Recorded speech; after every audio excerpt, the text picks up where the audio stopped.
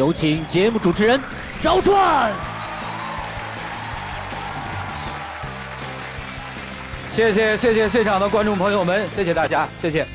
欢迎电视机前的观众们走进天津卫视的大型情感节目《爱情保卫战》。我们的节目是由绵绵保湿实时水嫩伊贝诗海绵霜冠名播出的，要保湿伊贝诗。如果你想参与我们的节目，可以关注伊贝诗的官方微信或者到伊贝诗的线下销售网点进行报名。本节目由海伦凯勒眼镜千面系列大力支持。电视机前的观众朋友们，现在请拿出你的手机，扫描屏幕下方的二维码，添加《爱情保卫战》的官微，了解更多的情感故事，参与我们的情感在线互动。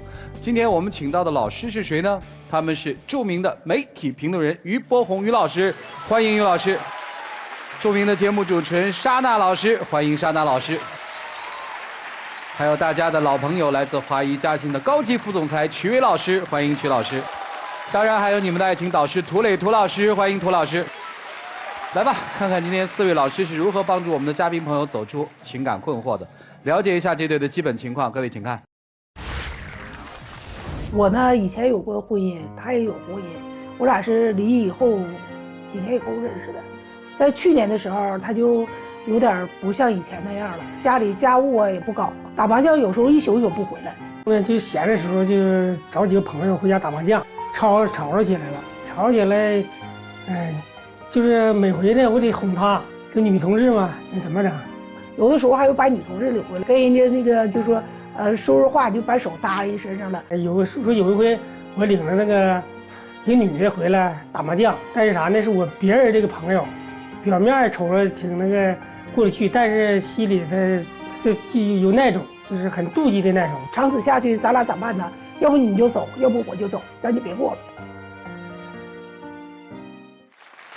掌声有请这一对，有请。男嘉宾王先生，48岁，来自黑龙江工人。来，有请王先生，有请。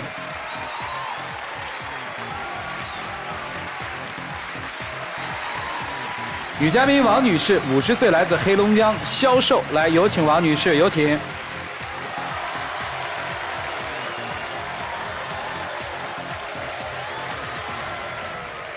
欢迎两位哈，都姓王啊。你们俩什么关系啊？我俩。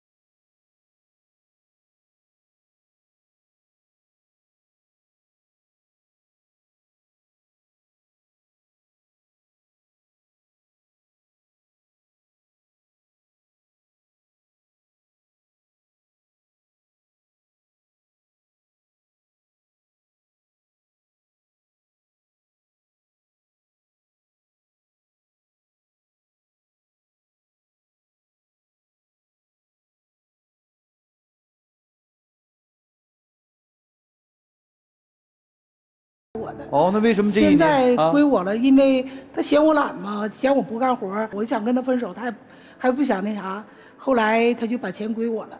哦呀，就是你这么懒，他为了不跟你分手，还把钱给你了。那是为什么呢？为什么呀？不是啦，这个一个男人嘛，他怎么说呢？就这个，尤其我们都有一段婚姻史，尤其寻思来之不易的缘分，我就寻思，这钱嘛，就先搁你那嘎达，是不是？这个暂时对你保管吧。我问几个问题啊。你们俩谁挣的钱多呀？相应的我挣得多。您挣得多啊，您挣的稍微少一点，是这意思吧？家里面的开销谁花的多一些呀？我花的稍微多一点。您花的稍微多一些，他花的稍微少一点。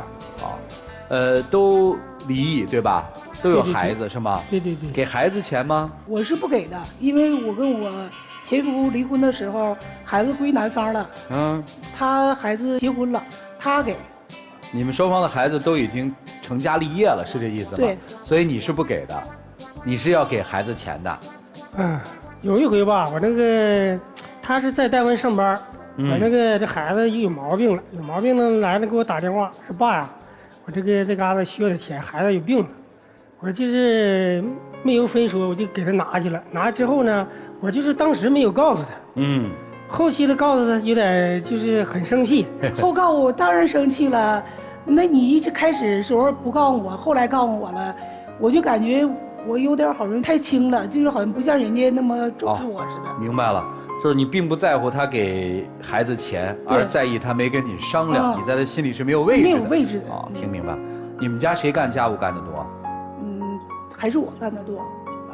但是说，有的地方时候干的不太干净的地方，他还支持我，说你我因为上夜班嘛，挺累的，完了就告诉我哪嘎擦的不干净，你再去擦一擦，再整整，总有大男子主义，在我心里我就觉得不平衡。那埋汰了，你不能自己去擦一下吗？你非得去来找我来擦吗？你们俩有什么共同的爱好吗？我俩还在一起唱唱歌，有的时候唱歌，还有时候跟他打麻将。但是我后来上班了就不打麻将了，我这个单位上班总倒班，挺辛苦的。但是他的工作不像是我那么有点累，他属于在外面给人就是做工作，干完以后有闲余的时间呢，他就不在家里了，在外面跟他的朋友出去打麻将、喝酒，有的时候还有不回家的现象。打麻将，你说这个我们干活这个工种跟那个不一样。你在单位吧，你那是1月一开始，像我们呢，1个月当中呢，也许能干20天活，也许能干半个月。但是那几天呢，没啥事呢，我找个朋友上我们家玩玩。但是他这个人有个什么呢？洁癖，就是非常干净，就是你就是擦这个东西就有一块擦不到了，他都那个非得说让你去给擦去，就那种洁癖就干净大劲儿了这个人。那过家过哪有说不干净的？谁家不干净啊？那个意思，我听他那意思就是说，朋友经常会去你们家玩，您是有意见的。有意见他跟朋友在一起玩，喝酒啊，还是打麻将啊？喝酒打麻将。我这个喝酒，我们知道这喝的大不大？会不会喝高？有的时候喝高。有几回在我家喝的，俩人吵起来了，邻居就说寻思是打仗了呢，来看一看。看看他就跟人家吵起来了。正好赶我下班回家。我跟邻居大哥呢去赔礼道歉。我总感觉这样式的下去，我感觉我心里不平衡。所以说你不能这样式总这样下去。后来我就跟他说，我说你不要再这样下去了。也别说，还真就改了，改了好几天。后来呢又犯了，又找人回来喝酒。谁没有几个朋友啊？你说这玩意儿说的呀？他又回来喝酒，又跟朋友在一起打麻将。后来我就说他，我说你这样下去。是不是影响别的邻居啥的？再影响我上班休息，是不是咱们在一起这样式的？我感觉有点那什么。不是，这有什么影响休息的？打麻将？他休息，他是白天打麻将，我是夜班。您是夜班。白天我影响我休息，所以说我这样式的说他有点不乐意。后来我就提出跟他分手。再说，我也感觉我想找一个老伴儿，都因为我们这个年龄嘛，就想找一个稳稳当当跟你在一起过日子的人，我一生能托靠的人。但是不是这样？我感觉他以后就是在以前不这样，我们刚认识的时候他不这样，现在呢他不是这样了。现在就是在外头跟人玩够了，回来打麻将，跟人给我钱是，但是不是给我很多。但是我感觉他挣的钱给我的钱要是比他挣的多，在外头花的也比较多，但给我那点钱不够我们俩现在维持生活的。我挣的多，现在我身体也不算太好，因为我总熬夜嘛，身体不太好。所以说呢，我就寻思，要是如果这样下去的话，那我还不如自己一个人好好的一个人生活。您是觉得心不在这个家了？对，心不在这个家。在这4年过程中，想过结婚吗？我就以为我想多处几年，因为我想跟他长时间在一起生活一段时间，多了解一段时间，也给我们互相考虑的时间。我的意思说，这4年当中有考虑过结婚吗？没有，从来没有过。没有。您考虑过吗？考虑过。提出来过吗？没有。没有。显然是没有啊。除了这些，还有别的吗？前段时间他在帮家打麻将的时候，就后来跟他一朋友来，他把一个女朋友带回来了，把一个女朋友带回来以后，是朋友的女朋友带回来。朋友的女朋友是他的女朋友，是朋友的女朋友，我不知道，就是我感觉他跟他们说话的语气呀，还有动作呀，都让我看着了，我就感觉心里不平衡，所以说我就有点想法。哦，最主要的是这个吧，就是前一段时间他带来了朋友的女朋友，你觉得他跟朋友的女朋友有点啊，是这意思吗？哎呀，你这理解差了。就那回，就有一回是我就是没上班，在家，这个找两个，也是约两个朋友来了，那个就说吃完饭了之后，也就是偏眼偏见他看见了，就我的朋友的朋友就带个女朋友来的，他是误解了，因为是那个好像我就搭的就是那个女朋友那个别人的女朋友搭一下肩。不是你搭人别人女朋友肩膀干嘛呀？就那当时好像喝酒也多了吧，喝酒精的作用好像是。哦，喝高了。但是他就看见了，就当真事儿了。那当然了，我当然就心里不平衡了，因为咱俩因为以后要成家的，是不是？现在虽然是朋友相处，以后是不是也得成家的都在一起生活？那有这样，如果说我感觉是这样，我心里有点不太。我明白了，实际上面是你觉得在经济上他没有完全的坦诚，就算了。那如果他能给家里多做一点贡献也可以，但是也没有，不做贡献算了，还指责你，这都没什么。最关键的是，你觉得这个男人心可能还不在你这儿，是的，心思还有点活动，是吧？所以你所有的推论都是从细节来的啊。来吧，老师们看看怎么办吧。人家就是真要分手，还是说着说着吓唬他？真的要分手？哎，我怎么觉得挺犹豫的呢？来，一起进入丘比特问卷。博红兄，确实，喝酒喝多了，这是一个万能借口。和其他的异性亲近，为什么呢？因为我喝多了。和邻居干架，为什么呢？我喝多了。所以喝酒有时候真的要误事。这一点，我想你女朋友的指责没错。我们说，特别是经历过一段失败的婚姻，如果说再进行这样的一种感情生活的时候，多多少少会有一种恐惧心理、防备心理、警觉心理。其实，在你们两个人当中，我们还是能够看到这一些痕迹，虽然不多。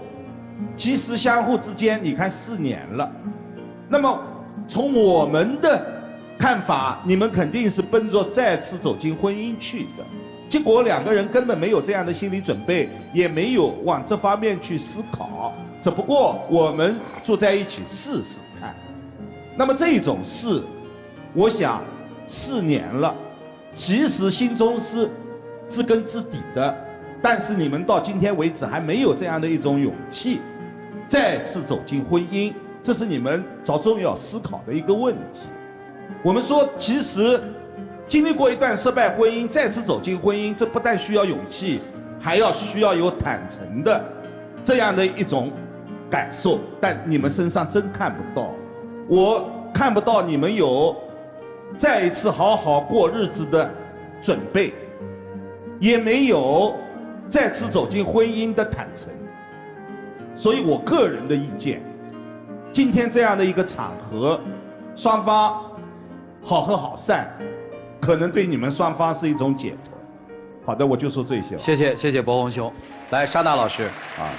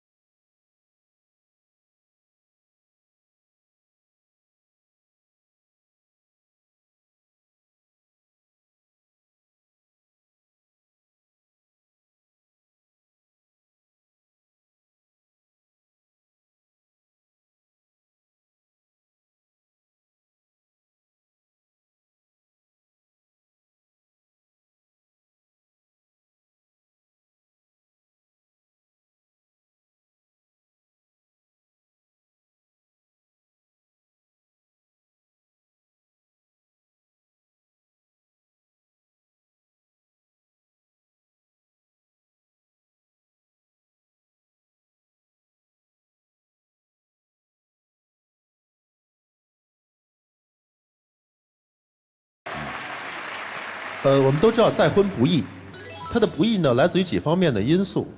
第一呢，曾经受过感情上的一些伤害；第二，已经成就了一定的自己的社会关系；第三，可能怕我已有的这种已经平衡的这种关系被打破，可能又以来另一方的另外一层也很相对来说复杂的家庭背景关系。所以在这种情况下，其实我们更要理清楚，我找对方到底就是找一个伴儿，还是找一个爱人。生活是一起过了4年，但我听到一个很实在而很残酷的话，说您压根儿就没想过结婚。是的。所以我觉得2位啊，你们之间最需要的是建立信任，爱的信任。我们如何能够打破隔膜，建立信任，这是最关键的。我给大哥的建议是，您知道大姐不喜欢什么吧？能不能改？您是找一个爱人，还是找一个仆人？指手画脚说你去做这个，你去做那个，但您做到了什么？所以说把这点捋清了之后，如果您真是抱着结婚去的，那咱就踏踏实实奔着结婚那条路子走。而大姐呢，我觉得还是要交心。您之所以对他没有信任，之所以看到那么多所谓的细节，自己想可能要跟他分开，都是因为您也没有把心拿出来。在一起过日子其实很简单，在一起心走在一起是最难的，好吗？就这样。好，谢谢曲总。来，涂老师。你们俩压根不像结过一次婚的人，没有从上一段婚姻当中总结自己。还好你们还没结婚，但是我看出来了，即便今天分手，你们不会痛苦。整个场上从上来到现在，我们没有看到一点点小情绪的爆发，一点都没有。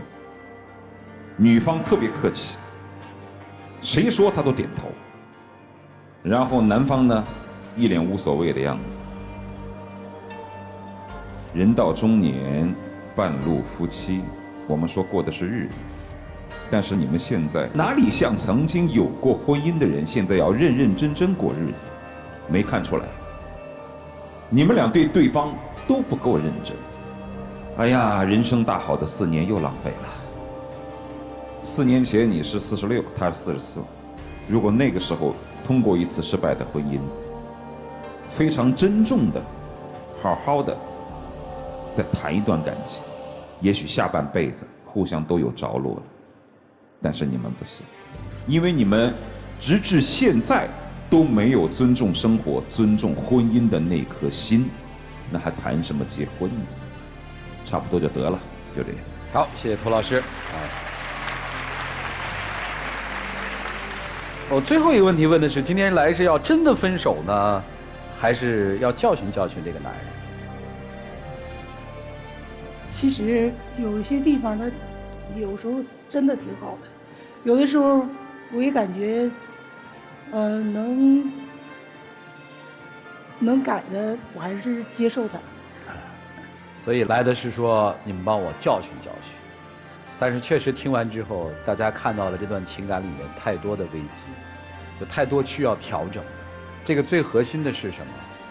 因为你的心没有决定说这个男人我就一定要嫁，这个男人心里没有说这个女人我就一定要娶，所以双方对于这个段情感是不太想负责任的。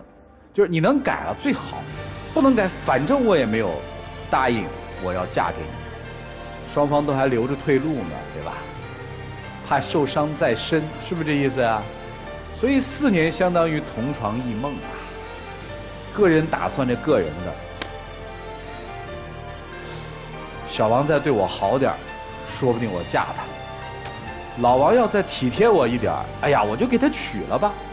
2天一醒，小王还是那个小王，老王还是那个老王，心里想得了，没更合适的，凑合着吧。凑合来凑合去，终于爆发了。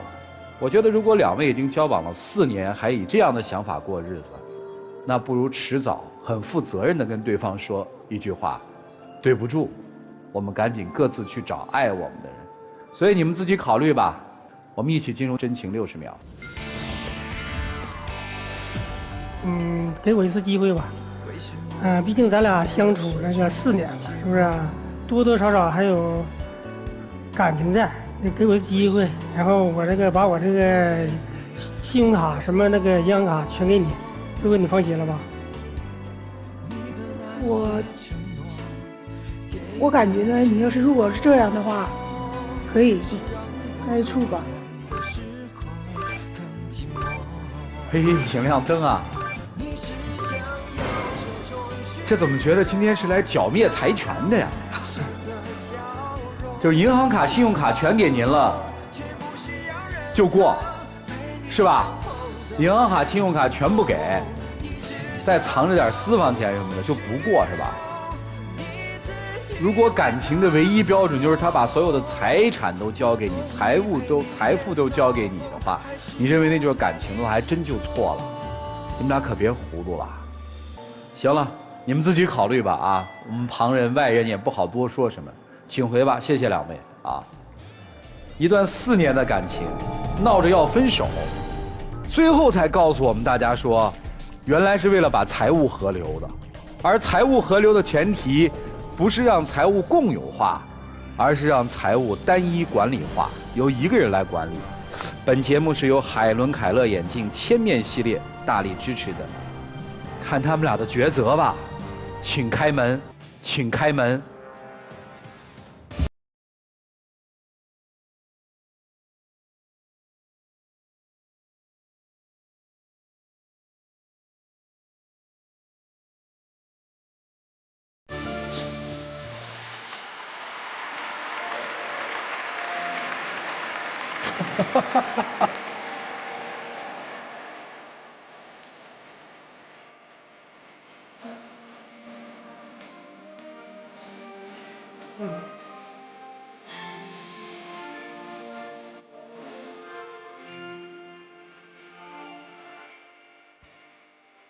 把钱交给他，放心吧。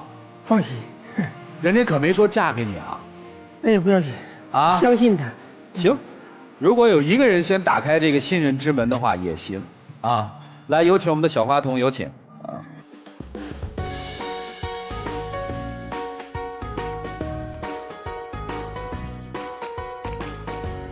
谢谢。哎呀，谢谢啊。本环节礼品是由伊贝诗提供的水嫩保湿礼盒，在伊贝诗保湿节活动期间加10元送一套纯净体保湿，时刻透水嫩，要保湿伊贝诗。来吧，见证属于他们的幸福时刻吧，各位请见证。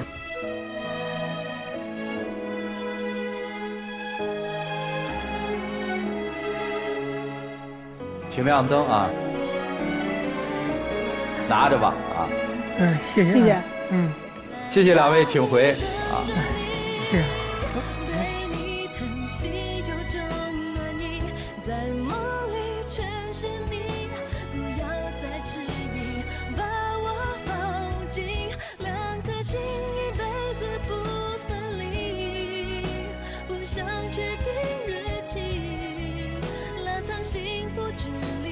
如果你们选择了在一起，希望你们认真的对待彼此；如果你们选择了在一起，希望你们认真的对待这份感情，希望你们获得幸福，希望你们通过今天的节目，学会认真负责的面对自己的情感，面对生活。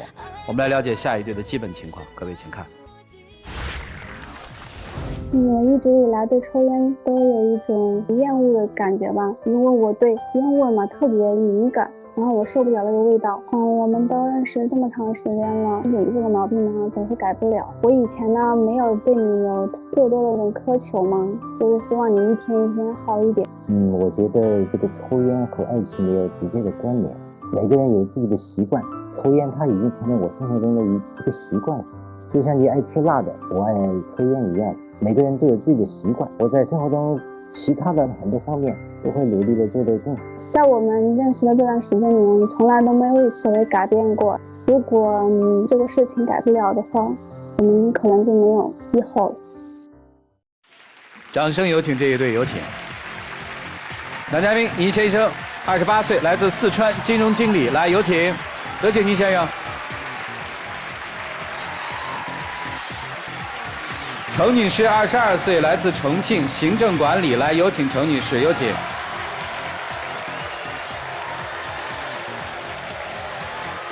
欢迎2位哈。谁要来的？是我呀。来干嘛？因为我们之间因为抽烟的问题，他有过很多争吵。之前嘛，劝过他，然后让他少抽一点嘛。哦。然后他呢比较固执，然后他认为他自己的意见，然后他还是没有为此做出什么改变吧。我问问吧，谈恋爱谈了几年了？1年多。谈了1年多。对。认识他的时候，他抽烟吗？抽呀。你讨厌抽烟的人，干嘛他抽烟你还不走啊？我跟他在一起的时候，没想过我们以后会有什么，因为抽烟的问题会有很多争吵。我知道他以前嘛，可能没有人约束他哈，他呢也不，想抽多少就抽多少那种嘛。然后他抽多少烟啊？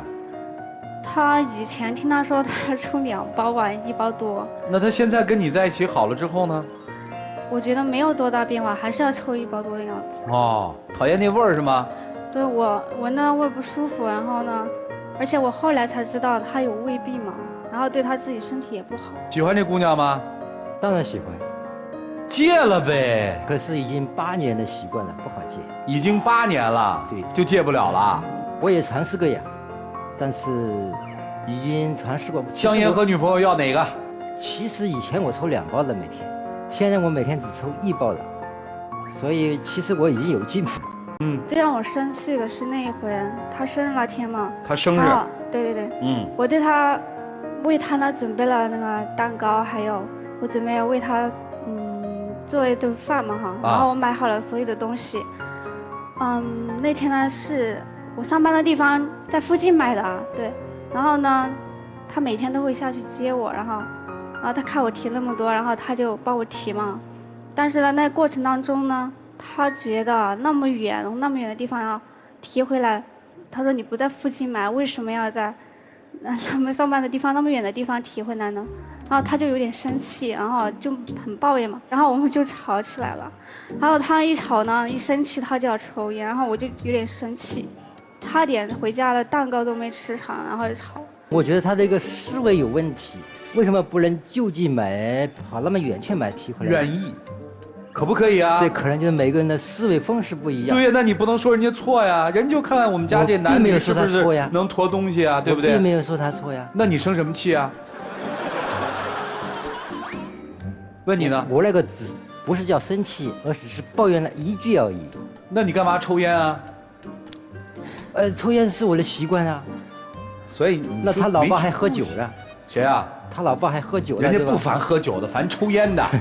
可是他认识我的时候，我就已经在抽烟了。这就是我说的嘛，你烦抽烟的，你认识他的时候他抽烟，你又选了人家，一开始就说这问题了嘛。因为我喜欢他呀，跟我在一起的时候，虽然他抽烟啊，但是他会避着我一点点，然后在其他地方抽嘛，然后我们在一起之后嘛，他会做饭，然后会记得我吃的菜，然后每次都会买回来给我做，然后我喜欢吃糖葫芦的，非常喜欢那个，然后他会在很远的地方给我带回来，然后给我吃。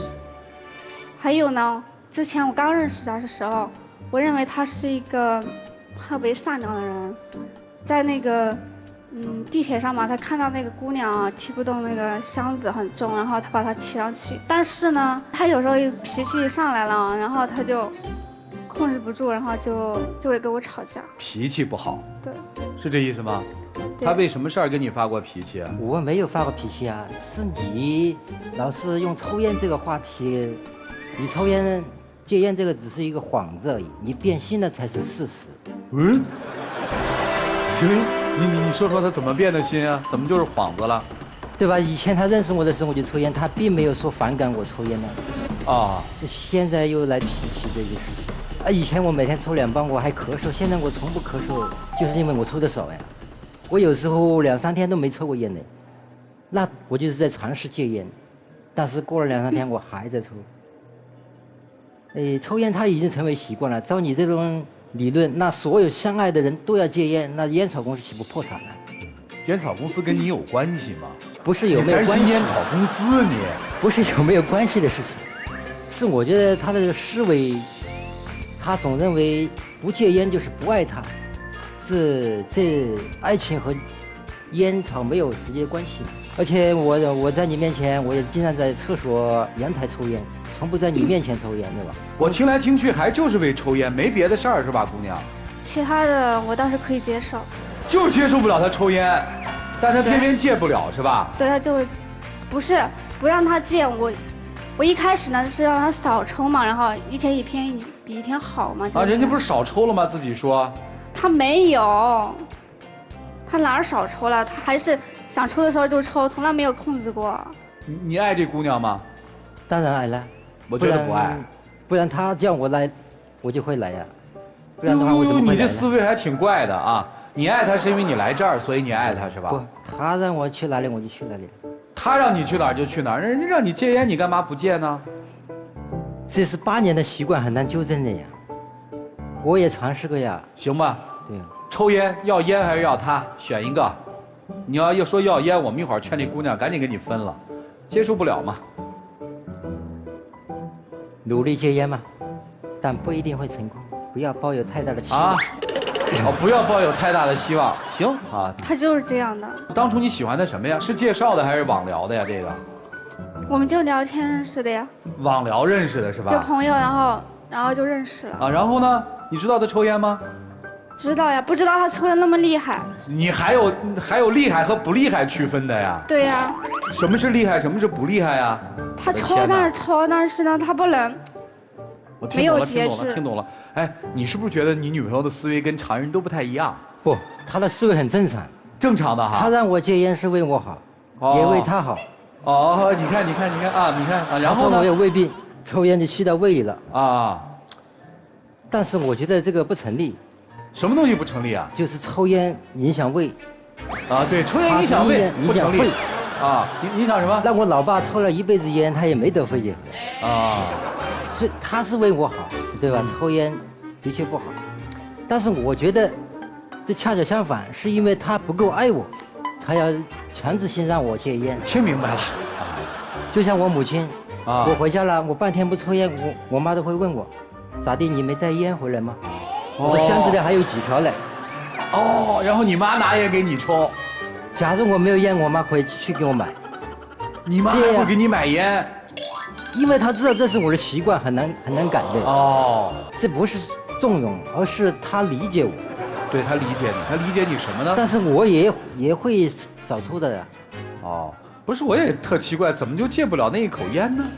那你不是烟民，你无法理解。我是烟民啊，我比你资深呢。那你还在抽烟？我不抽了，我戒了。那可能你已经成熟了，而我还没成熟。我还没达到那种境界。他要把烟戒了，你愿意嫁给他吗？愿意。只要他戒烟，你就愿意嫁给他。他要不戒烟的话，你愿意嫁给他吗？不愿意。他说了，你让我戒烟就是你不爱他，那你爱不爱他呢？我爱他，但是我……那你爱他，为什么不尊重他抽烟的这个习惯呢？但他也没有尊重我呀。抬上杠了啊！姑娘嫁给你的唯一前提是让你戒烟，你要娶她吗？如果我行了，你跟你的烟过吧。来，一起进入丘比特问卷。你看，我已经年过半百，我此刻也被你们弄晕了，我也在一直捋自己的思路，捋自己的逻辑。生活当中真有这样的一些男性，老婆永远是对的，说这句话永远是对的啊。但至于我改多少，我改不改，呵呵，就是你这样的态度。但是我更想和你的女朋友说的是。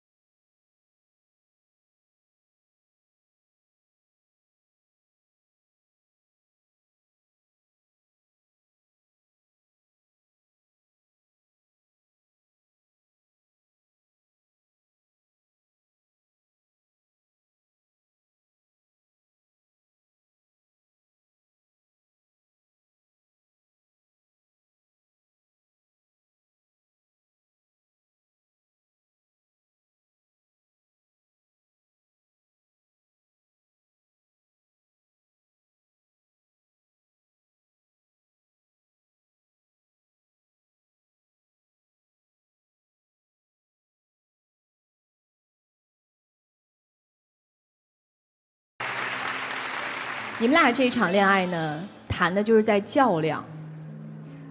较量的是什么呢？谁爱谁更多一些，谁都不服输。凭什么你让我戒烟？你凭什么不听我的？姑娘，我想跟你说，人无完人。所以在感情当中有一点也很重要，就是叫知足。人们常说知足者常乐，在恋爱当中也同样。你要看到对方为你做到的改变是什么，而不能揪到他你没有为我改到底。他也承认他有改变，但可能没有达到你的要求，这就是你太教条太矫情了。你要求对方为你做出牺牲和改变，可是你自己一点都不让步。男生呢，说戒烟的事儿哈，你说你妈回家看你不抽烟，还问你是不是没有烟了哈。妈妈对儿子永远是溺爱的，你不能拿妈妈对你的爱和女朋友对你的爱相提并论呐。况且大家都知道，抽烟对身体是有害的。而且戒烟这件事儿，真的戒的只是心瘾，不是生理上的瘾。我自己，我怀孕的时候，我们家我先生、我公公他们都抽烟。我怀孕以后，谁都没说，全部都不抽了。所以这个问题也问你，她怀孕了，跟你结婚了，嫁给你，怀孕了，你怎么办？你还抽吗？应该不抽了吧？你看，问题也解决了。所以就是在这段恋情当中，你们只看到了自己的付出，没有看到对方的付出，这是你们双方的问题。一直在吊着劲儿，你凭什么让我戒？你让我戒就是不爱我，还把我妈拽出来说事儿。所以一段恋爱谈下去，最重要的是要彼此理解，要越谈越近，不能越谈越远。因为一件事一直较量，最后赢了又能怎样呢？输了这段感情，丢了一个人，对不对？所以希望你们两个人都各自让一步，为你们的感情好，也为你们的将来好，好不好？好，谢谢。谢谢珊娜老师。来，徐总。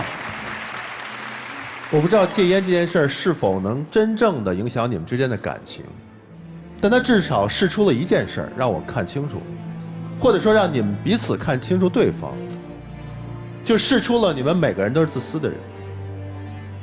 女孩，刚才主持人有问你，如果他不戒烟，你会不会分开？你说会。好，你让他戒烟的目的是什么？是为他好，对吗？因为抽烟是有害健康的，每个人都知道。如果按照这个逻辑的情况下，你如果真的爱他，真的为他好，恰恰为了让他戒烟，你也不能够离开他，因为在他身边，你是监督他戒烟的唯一的一个人。那为什么你要跟他分开？你有那么爱他吗？而男孩呢？我当时认识你的时候，我不就在抽烟吗？我已经做出改变了，但是其实改变不改变你自己清楚，你并没有真正的改变。真正的改变不是说2包到1包这种改变，不是说我离开了他，我去自己外头抽烟去。真正的改变就是你真正有戒烟之心，而能够让你有戒烟之心是什么？不是他的苛责，而是你们俩达成了共识。烟会影响我们之间的感情，烟会影响我们的健康。如果你真切切的知道戒烟的原理在这儿呢，你就会主动的去戒烟。同时，女孩也要注意方式方法，苛责远远比不上鼓励。他已经从2包到1包了，就是鼓励。他已经在每天看到进步，就应该鼓励他，你做得很不错。这样才能共同的去发展，共同把这个困难解决掉。就这样。好，谢谢曲总。来，涂老师啊，你看啊，这场上的表情特别有意思，那个在哭，这个一直在笑。这个笑呢是觉得女生很可笑，抽烟会死吗？有必要吗？而女人的哭呢是在哭自己的无奈。我原来有一朋友抽烟抽得特别厉害，但在他妻子怀孕那10个月就愣是一根没抽。当然了，他怀完孕之后他又开始抽了。抽烟无疑是有害的，这必须要声明。但是一个男人能不能为自己的爱人不说一直戒掉，就怀孕那10个月一根都能做到不抽，你做得到吗？我一点都不信，因为你根本没把这个当回事儿。我所指的是说，不是戒烟这件事情本身。我那个朋友为什么在妻子怀孕那10个月左右，他能做到一根都不抽？不是说他心里真的彻底想清楚了，抽烟一定是对身体特别有害。他不是想清楚了这个事儿，他是觉得这件事儿我应该在乎起来。女人能够为生孩子怀胎10月那么辛苦，我为什么10个月不能够一根烟都不抽？这是一种自己内心对对方的一种价值认同感，也是对于爱情的一种尊重。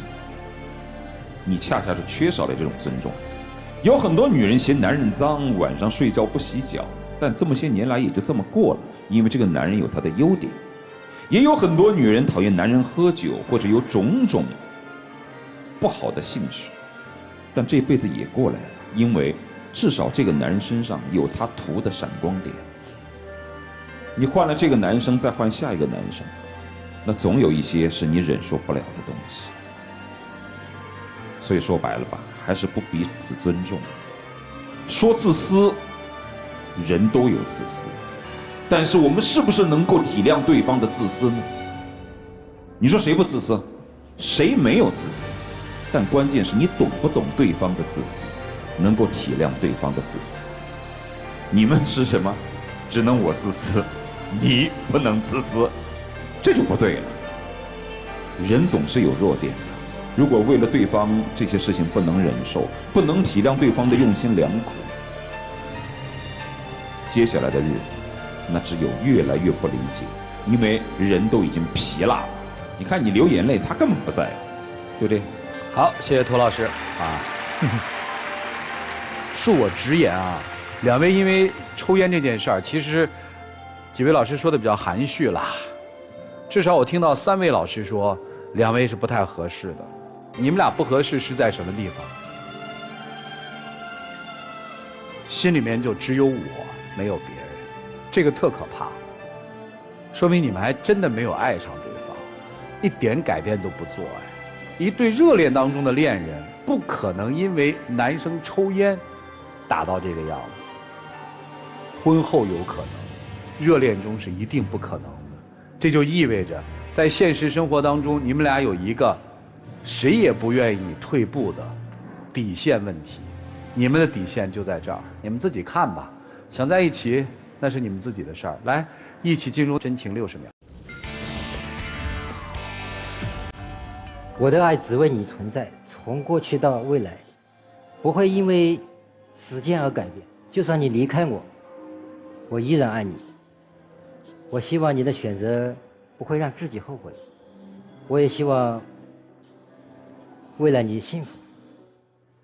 我呢，谢谢刚开始的时候就想过一直和你在一起，但是如果对这个事情没有让步的话，我们还是分开吧。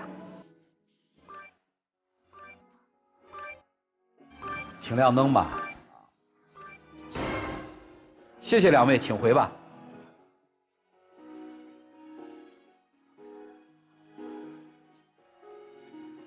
来，请关门。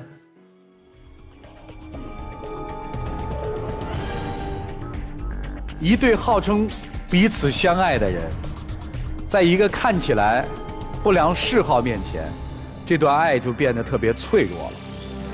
未来他们的情感道路到底是怎么样的呢？当然是人家自己的选择了。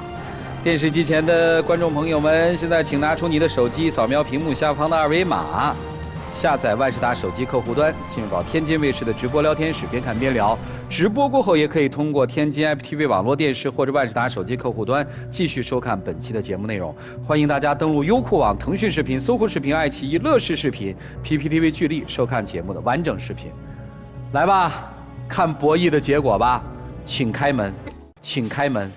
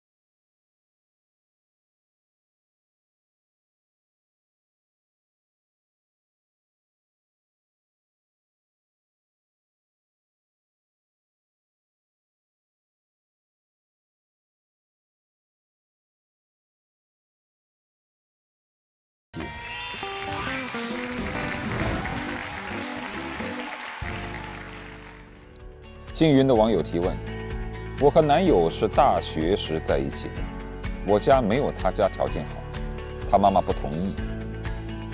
在和我交往的这3年当中，他还有一个很聊得来的女生。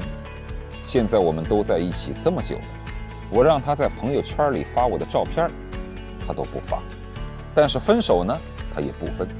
我是不是成为了他的备胎？这是因为没有更好的选择。但是在你之上，他还有一个谈得来的红颜知己，所以那个红颜知己才是备胎，而你不过是千斤顶罢了。当他的母亲因为你的家庭贫穷而反对你们在一起，他却不能够维护你的尊严来践行你们之间的爱情，说明他自己也瞧不起你。再加上有一个红颜知己，那么你的位置就卑微到了极致。所以此时此刻你要做的，不是想自己是不是备胎，而是应该把自己的脸面捡起来。让我们再一次用热烈的掌声感谢我们4位老师跟我们做的人生分享，谢谢他们。感谢的时间到了，我们的节目是由绵绵保湿湿湿水嫩伊贝诗海绵霜冠名播出的，要保湿伊贝诗。如果各位想参与我们的节目，可以前往伊贝诗的官方微信或者到伊贝诗的线下销售网点进行报名。谢谢以上机构对本节目的大力支持，也要感谢现场的观众朋友们，谢谢电视机前观众朋友的收看和陪伴，我们下期节目